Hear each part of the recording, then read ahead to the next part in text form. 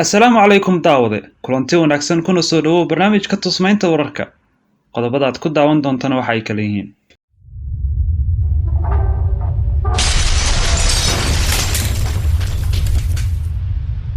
dowladda Soomaaliya oo faahfaahin ka bixisay gargaar caafimaad oo dowladda Shiinaha ay ku soo wareejisay beesha caalamka oo Soomaaliya deeq u siinaysa 16 milyan oo dollarka Mareykanka ah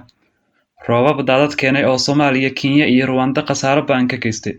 walaac ballaaran oo laga qabo in madaxweyne Trump uu ku dhacay cudurka safmarka ee corona oo soo baxaya hay'adda caafimaadka adduunka oo ka digaysa in cudurka COVID-19 uu Afrika ku dili karo in ka badan 190,000 oo ruux ruushka oo ciidamo gaar ah mushaar u siiya si ay u taageeraan General Khalifa Haftar oo guuldarooyin kala kulmaya Liibiya iyo Turkiga qodobadaas iyo kuwo kale ayaad barnaamijka ku daawan doontaa ee markana u diyaar garow warkaas oo dhameystiran mar kale kulan wanaagsan daawade waa maalinimo Jimcaha taariikhdu ay ku beegan tahay 8 bisha May sanada 2020 haddii aad nagu cusub tahay daawade subscribe channelkeena oo furo gambaleelka si aad ula socoto wararkii ugu dambeeyay iyo warbixino aan idin la wadaagno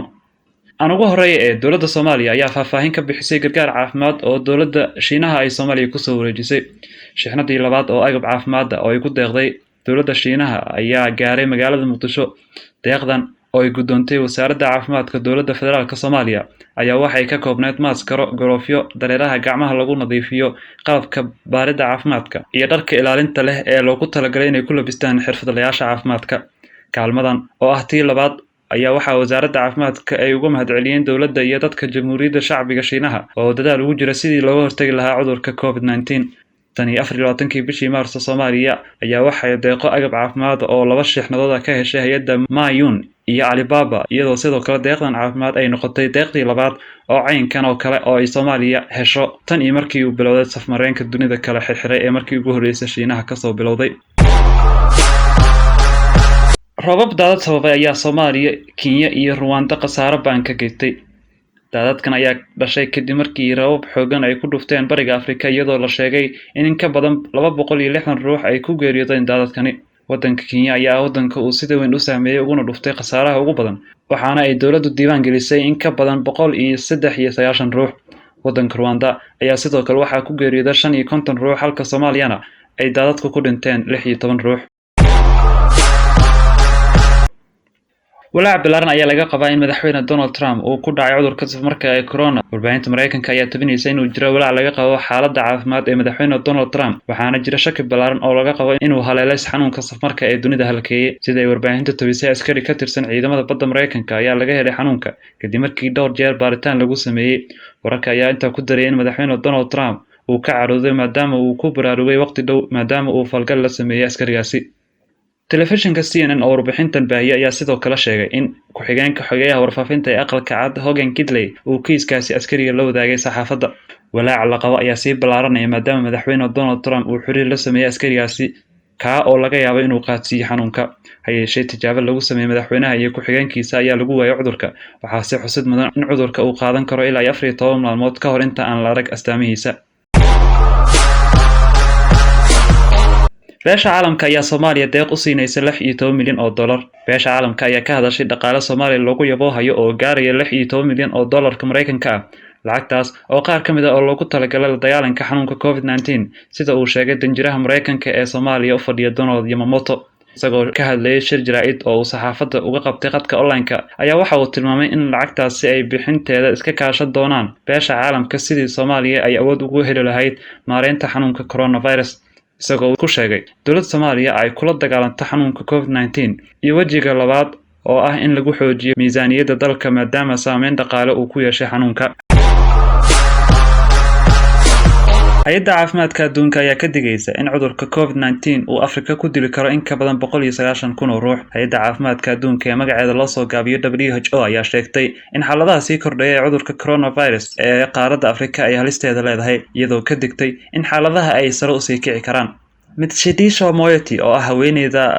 agaasimaha uga Afrika ayaa sheegtay in suuragal ay tahay in kiisaska dhimashada qaaradda ee COVID-19 oo haatan ay marayso 2,380 guud ahaan Afrika in geeridu inta ay ka badan karto isla markaasina dadka sababsada kor u dhaafi karaan 190,000 ruux. Meelaha hay'adda ay tibaaxday oo dhimashada intaasi gaarsiin karta ayaa waxa ay ku sheegtay faafidda cudurka, dadka oo aan sidaas ugu baraarugsanayn iyo tayada caafimaadka marka la eego heerka dowladuhu gaarsiisan yihiin. Agaasimaha hay'adda caafimaadka adduunka WHO ee hoos tagta qaramada midoobay u qaabilsan qaaradda Afrika ayaa waxa ay shaacisay in kaliya looga hortagi karo khatarta muuqata in baraarug iyo ka hortag degdeg ah ay sameeyaan dowladaha iyo shacabka. Guud ahaan Afrika ayaa waxaa la diiwaan geliyay kiisas gaaraya 55,364 ruux, waxaana bogsatay 19,118 ruux oo uu haleeyay cudurka corona, halka ay u dhinteen 2,083 qof sida ay diiwaan gelisay hay'adda caafimaadka adduunka ee WHO.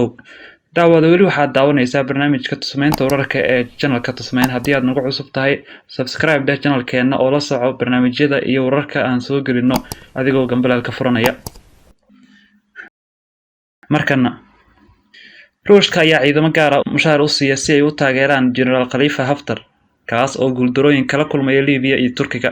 Dowladda Ruushka ayaa la sheegayaa in ciidamo gaar ah ay mushaar u siiyaan si ay u taageeraan General Khalifa Haftar oo guuldarooyin kala kulmaya Liibiya iyo Turkiga. Ruushka ayaa ciidamadan oo ka tirsan ciidanka Bashar al-Assad ee jooga magaalada Daraa ee koonfurta Syria u diraya in ay ka barbar dagaalamaan ciidanka General Khalifa Haftar ee jooga bariga Liibiya, si ay ilo wareedyo maxalli ah u sheegeen wakaaladda wararka ee Anadolu ee dalka Turkiga ka soo baxda. 24 bishii Abriil, taliye darajadiisu sareyso oo Ruush ah iyo kooxdiisa ayaa kulamo isxigxigay la qaatay ciidamadan lagu tilmaamay calooshood u shaqaystayaal ka barbar dagaalama ciidanka Suuriya ee jooga Daraa. kulamadaas waxa ay dowladda Ruushka ku soo bandhigtay heshiis soconaya 3 bilood oo askari kasta bishii lagu siinayo $1,000 lana cusboonaysiin karo. Waxaa lagu soo waramayaa in qaar ka mid ah kooxdani ay diideen, kuwa kalena ay ogolaadeen heshiiska. Kuwa aqbalay ayaa ka shaqeynaya in magaalada Daraa ka soo ururiyaan xoogag kale oo iyaga oo kale ah, kuwaas oo calooshood u shaqaystayaal ah.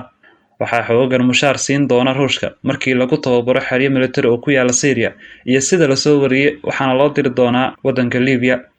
iyada oo Turkiga ay ku caawinayaan diyaarado drone ah oo hubeysan. Dagaalyahano Syrian ah iyo hub casri ah ayaa ciidamada dowladda waxa ay kooxda Haftar ka qabsadeen 3 magaalo oo ku teedsan xuduudda, waxayna ku sii siqayaan saldhigga howlgallada kooxdaasi ee Tarhowna oo 65 kiilomitir koonfur bari kaga aadan magaalada Tripoli. Si kastaba ha noqotee, guul laga soo hoyay magaalada Tarhowna ayaa soo gabagabayn karta dagaalka sokeeye ee Liibiya, sida ay sheegeen saraakiisha dowladda.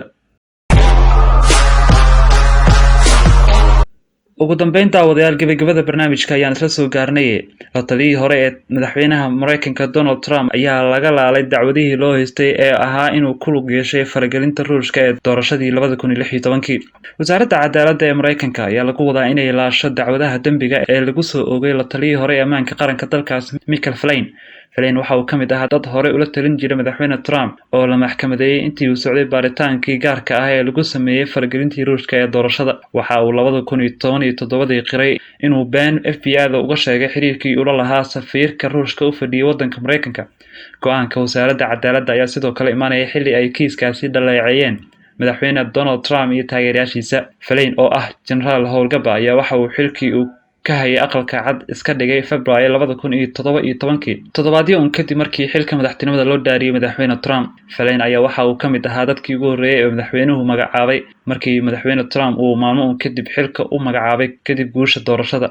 Labada nin ayaa isku maandaafay arrimo badan oo ay ka mid yihiin in xiriir dhow la yeesho Ruushka, in dib loo bilaabo wadaxaajoodka Iiraan iyo sidii looga hortagi lahaa halista ka imaanaysa ururka la baxay dowladda Islaamiga ah. Wasaaraddu waxay kaloo sheegtay inaysan caddayn karin in Flynn uu been sheegay, iyadoo xustay in wareysiga kadib wakiilada FBI-du ay muujiyeen hubanti la'aan ah in Mr. Flynn uu been sheegay iyo in kale.